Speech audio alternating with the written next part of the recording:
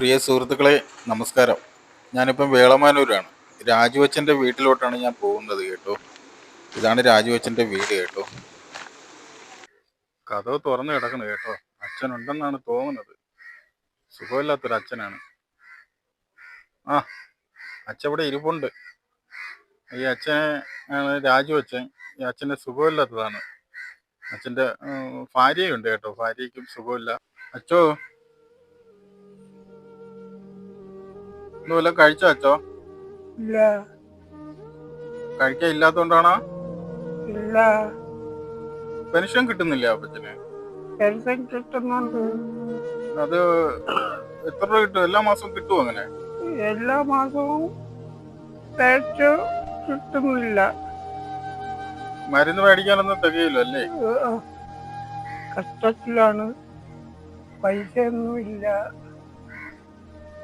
വളരെ ബുദ്ധിമുട്ടാണ്. വയ്യേ അച്ഛന്? ഓ, ശ്വാസം മുട്ടലുണ്ടോ? ഓ, എളുപ്പാണോ? ഇല്ല. നടക്കാനൊന്നും പറ്റൂലേ? ഓ, വല്ലാത്തൊരു സങ്കടമാണ് കേട്ടോ. ഉം. ഇതുപോലുള്ള അച്ഛന്മാരെ അവസ്ഥയെ ആരും നോക്കാനില്ലെങ്കിൽ വളരെ സങ്കടമാണ്. പിന്നെ എന്നെ കൊണ്ട് പറ്റുന്ന ഒരു സഹായം ഞാൻ ഇങ്ങനെ അർഹതപ്പെട്ട 5 പേർക്ക് ഞാൻ കൊടുക്കുന്നുണ്ട്. അതിൽ രണ്ടാമത്തെ വീടാണ്, അർഹതപ്പെട്ട ആളാണ്. ഒരു നിവൃത്തി ഇല്ലാതെ ഇരുന്ന സമയത്താണ് മോൻ കൊണ്ട് തന്നത് ഈ പൈസ. അച്ചോ, ഓ, മരുന്നൊക്കെ ഉണ്ടോ അച്ഛന് കഴിക്കാനൊക്കെ? ഇല്ല.